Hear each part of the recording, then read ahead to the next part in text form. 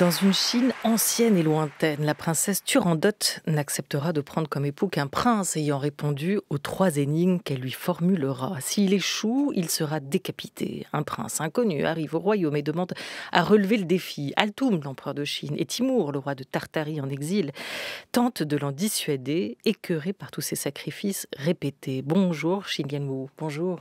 Bonjour. Merci à vous d'être avec nous.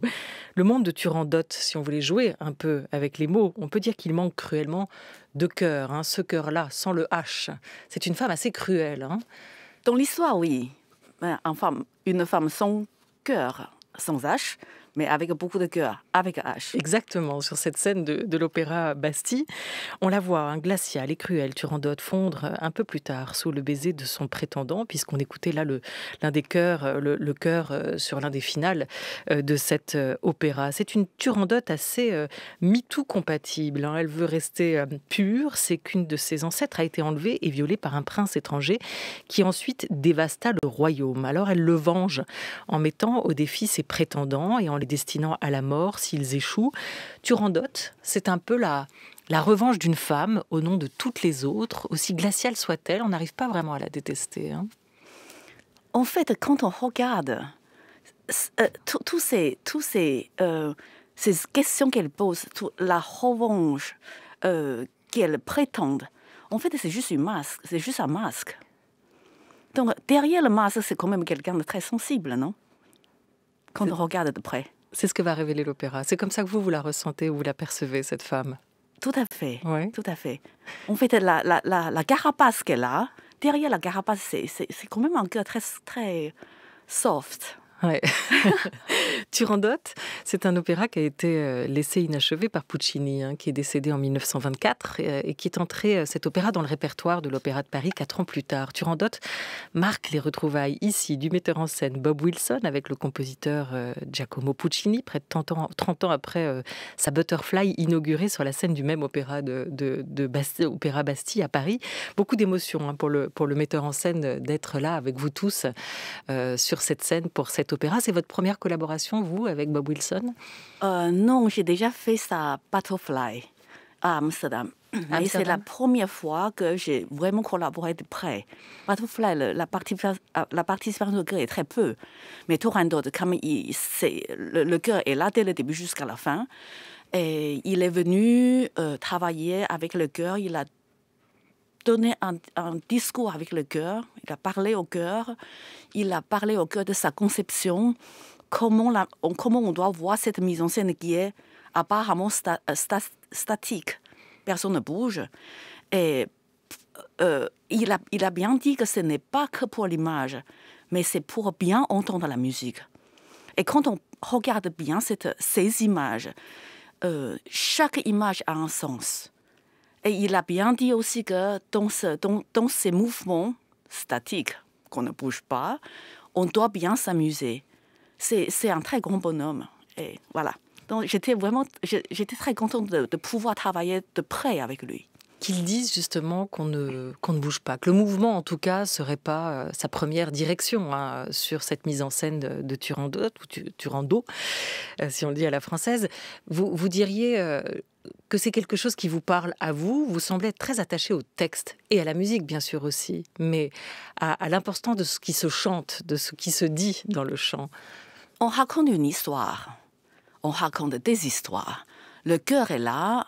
Pas uniquement dans Turandot, vous avez cité Oedipe, et dans d'autres ouvrages. On est là comme peuple, on est là comme narrateur. Même si on ne comprend pas le texte, par exemple, si on chante en allemand et puis quelqu'un s'assoit dans la salle qui ne parle pas allemand, on doit pouvoir, à travers de ce qu'on dit, comprendre l'expression de nos phrases, comprendre l'expression, comprendre le sentiment, comprendre qui est nous-mêmes, qu'est-ce que le cœur représente. Donc, bien sûr, le texte a une grande importance. Pas uniquement le texte compréhensif, mais le texte, ce qui est derrière le texte. Et qu'est-ce qu'il y a derrière le texte? Par exemple, quand on raconte, quand la princesse Turandot raconte l'autre princesse qui a été ravie et violée par des barbares, Et que le cœur a aussi dit quelque chose derrière. Ah oui, c'est vrai. Donc, il y a longtemps... Oui, on a du monde qui passe dans le couloir devant le studio. Oui, le cœur réplique que c'est une triste histoire. Et on doit entendre dans cette phrase la tristesse derrière la tête du peuple. Donc derrière le texte, il y a les émotions. Bien sûr. Sur France Musique, chez nos confrères, Bob Wilson dit de Puccini, sa musique est très kitsch, à mon avis. Elle est très profonde dans les émotions, mais ça peut être superficiel aussi. Vous la percevez comme ça aussi, la musique de Puccini, sur ce Turandot? Je n'utiliserai pas le mot kitsch. En fait, c'est un génie. Il a utilisé 2 mélodies pour faire tout un opéra. Il a utilisé une cantine d'enfants de Chine qui date du XVIIIe siècle, qui a été citée dans un récit de voyage de John Barrow, le voyage en Chine, qu'il a cité. Puccini a entendu ça, il a pris cette mélodie et il a fait tout le Turandot. Moi, je trouve ça ingénieux. Je dirais pas ça kitsch, mais c'est une musique qui est proche du public. On sort de la salle, on peut déjà chantonner cette musique. D'ailleurs, à chaque fois quand je fais travailler Turandot, je me demande pourquoi personne n'a jamais pensé à remettre le texte d'origine en chinois pour cette cantine. Cette fameuse du da da di da da di da, hao yi duo mei li di mo li hua. Tout le monde chante. Tout le monde chante en Chine, à Taïwan, voilà, dans toute la société où il y a le peuple chinois. Oui, ce que vous dites, c'est que quand Puccini situe l'action de son opéra en Chine, c'est pas un simple décor, c'est vraiment une source d'inspiration musicale pour lui. Et on la retrouve aujourd'hui, en 2021, sur cette scène. Je pense qu'il n'y a pas uniquement inspiration musicale, il y a aussi l'impression historique. Il a dû entendre, c'était l'époque, à partir du XVIIIe siècle. À partir de là, il y a pas mal d'échanges entre la Chine et l'Occident. Donc, il a dû entendre aussi toutes ces histoires. Voilà, voici comment naît l'opéra Turandot. Et on est au début du XXe siècle, quand il l'écrit. Exactement, oui. Dans la mise en scène de Bob Wilson, la musique occupe toute la place, dit-il. Elle est très belle, cette musique, mais il y a aussi une très belle présence scénique des chanteurs. Vous l'évoquiez, la forte présence du chœur dans cet opéra Turandot. Dans la lumière ou dans l'ombre, lorsque le chœur, par exemple, se fait peuple, au fond, dans le noir, aucun élément de décor, ou presque, un jeu de lumière et de costumes, rouge, gris, bleu. On retourne sur la scène de l'Opéra Bastille.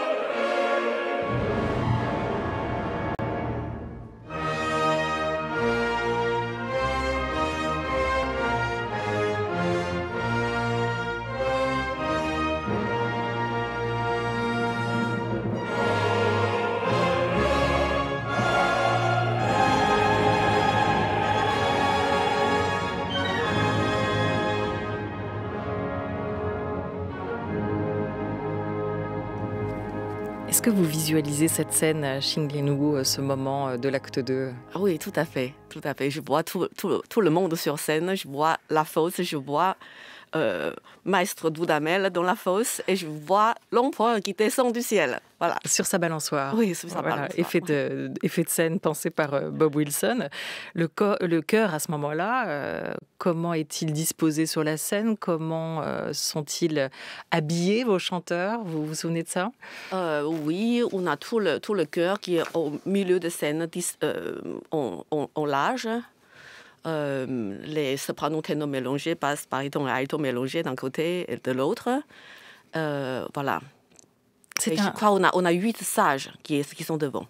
C'est une très belle partition, on le disait, pour le chœur, ce Turandot de Puccini. C'est un grand opéra pour lui, parce que forte présence. Mais c'est aussi un opéra qui présente beaucoup de difficultés, techniquement, vocalement. C'est un opéra difficile, vous trouvez? Oui, parce que c'est très aigu, c'est très étendu pour les chanteurs. Pour le chœur et aussi pour les solistes.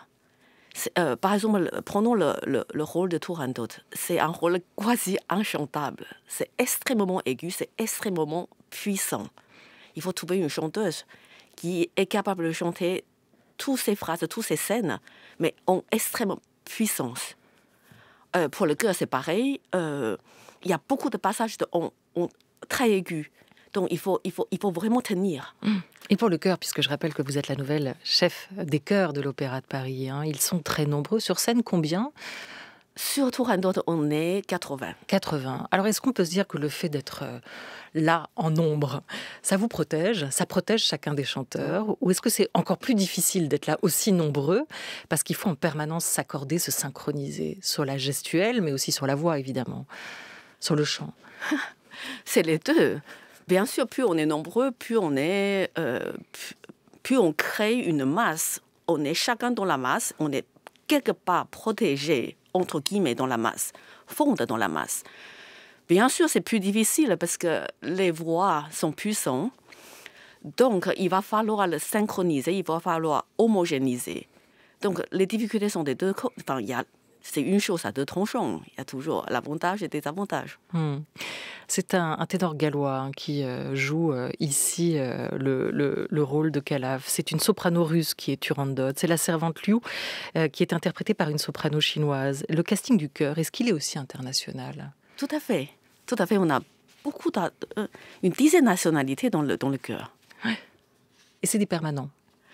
Non, il y a une partie de permanents, il y a une partie de surnuméraires. Sachant que le chœur de l'Opéra de Paris se compose d'une centaine de personnes, une centaine de chanteurs, mais on est divisé permanent sur plusieurs ouvrages. Donc il y a une partie qui fait Turandot, il y a l'autre partie qui est à Garnier pour faire Alcina, par exemple. Et ensuite, on remélange les deux groupes, et puis on est en même temps en train de préparer Robinchina. Avant Turandot et Alcina, il y avait Rigoletto, il y avait Hollandais, enfin, Vliegende Hollander. Donc, en fait, le chœur est constamment composé de plusieurs groupes et travaillant en même temps. Donc, les titulaires, ce n'est pas suffisant pour faire toutes ces compositions. Donc, on les complète avec les surnuméraires. Et les chœurs de l'Opéra national de Paris, c'est une des plus grandes formations de ce type dans l'univers lyrique. Oui, tout à fait. Vous le disiez, une centaine, 112 artistes titulaires à parité. 102. En gros, 50 femmes, 50 hommes. On est à peu près paritaire sur cet équilibre-là. Le chœur, est-ce que c'est un ensemble qui est très hiérarchisé, aussi hiérarchisé qu'un corps de ballet avec ses étoiles, ses premiers danseurs, etc. Ah non, pas du tout. Non, ce n'est pas de la même chose. Les chanteurs, une fois qu'ils sont rentrés, on a un groupe de soprano, groupe d'alto, ténor et basse. Ce n'est pas hiérarchisé du tout. Il n'y a pas ça. Oui, vous m'avez regardé surprise, un peu interloquée. Oui, c'est sûr, un peu surprise. Oui. On n'a pas des premiers chanteurs, le deuxième chanteur, tout ça, ça n'existe pas. Non. Non, c'est très démocratique en fait, très égalitaire. Alors. Oui, plutôt, oui. Quelle justesse vous cherchez, vous, avec le chœur? Quelle justesse vous cherchez à atteindre? Vous dites souvent que vous recherchez plus l'harmonie que l'uniformité. Quelle est la différence? On ne peut pas demander uniformité. Je veux dire, chacun est né avec une voix. La voix est différente. Même chez les sopranos, vous avez plusieurs types de sopranos différents. Mais par contre, on doit pouvoir tous chanter ensemble et exprimer la même chose. Donc, il y a d'autres moyens pour rassembler. Donc, il faut demander à rassembler toutes ces voix. Et chacun garde sa personnalité, mais que ça soit quelque chose d'homogène. Ça, c'est notre travail. C'est votre quête, votre recherche à vous aussi avec vos chanteurs. On va écouter les mots de la directrice musicale, l'ancienne directrice musicale de la Maîtrise de Radio France, Sophie Janin, que vous avez dû croiser dans votre parcours chez Nguyen Mou. Elle a été donc directrice musicale du chœur de Radio France entre 2015 et 2018. On l'écoute parler de cet art, l'art de la chorale. Le chant choral est un genre, on va dire, plutôt discret. C'est pas une catégorie de musique flamboyante ou avec un système de stars. L'art choral est un art discret dans son excellence, en fait. Et plusieurs voix qui chantent ensemble avec une intention commune et synchronisée pour défendre un texte, ça, c'est quand même tellement fort.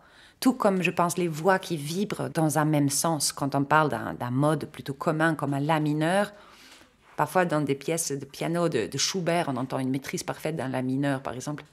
Et chez Poulenc, la mineur chanté, pour moi, c'est ce qu'il y a de plus beau. Voilà, c'est certains modes comme ça qui, dans d'autres instruments, peuvent parfois être réalisés avec brio parce que le compositeur est brillant, mais parfois c'est parce que les voix le sont. Et je trouve qu'il y a des choses comme ça. Un la mineur chanté, ça va directement au cœur.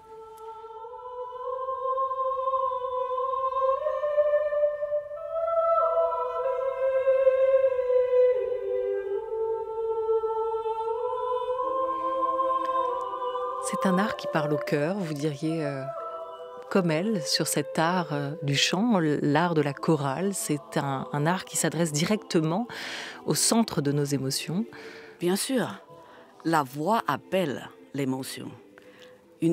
À chaque manière de parler, à chaque voix, appelle des différentes émotions. Et comment on utilise la voix chantée pour que les gens savourent et sortent d'eux-mêmes leurs émotions, leurs sentiments. Ça, c'est un art. Il y a quelque chose de très sacré aussi dans la manière dont vous parlez, vous, du travail des chœurs. Hein.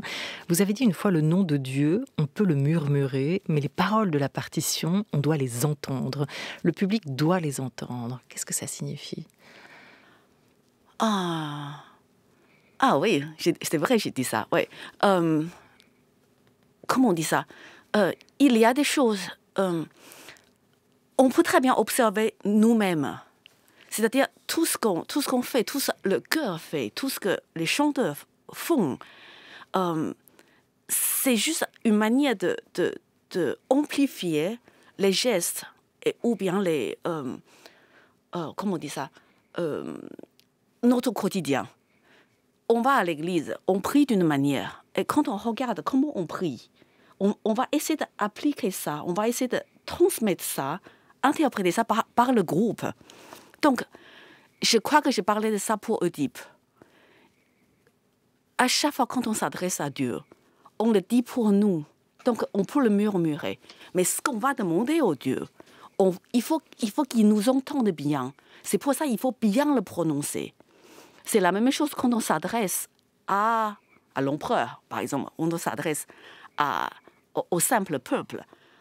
On dit certaines émotions, il y a des manières de dire. Les gens qui sont en grande douleur, ils ne vont pas hurler leur douleur. Ils vont le dire d'une manière très dense, mais à l'intérieur. Et le cœur, plus on est nombreux, et si tout le monde parle, si tout le monde chante de cette manière-là, c'est extrêmement touchant. Et l'impact est direct, parce que c'est la voix, parce que c'est quelque chose qui va directement sur nous. Et parce qu'il y a un effet communion aussi de ces sentiments et de ces sensations. Est-ce que la voix est un instrument comme les autres pour vous ? Non, la voix est humaine. Donc c'est différent. Il y a, c'est direct. Ça ne traverse pas un instrument. C'est tout droit. Ça relie à nous. Ça relie à la personne. Ça relie à l'état de la personne du moment. Donc c'est pas la même chose.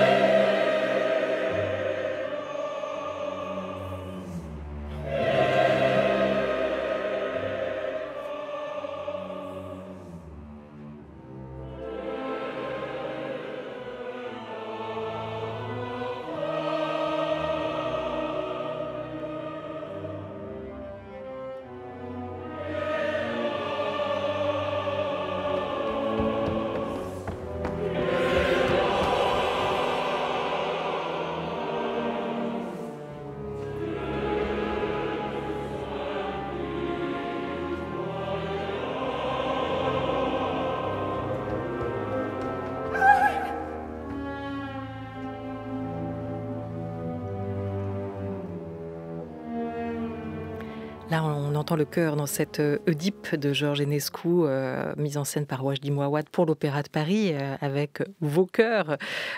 Justement, on l'évoquait, Xin Lianwu, l'importance du chœur, elle est évidente dans cette adaptation aussi, cette Oedipe adaptée de Sophocle. Hein.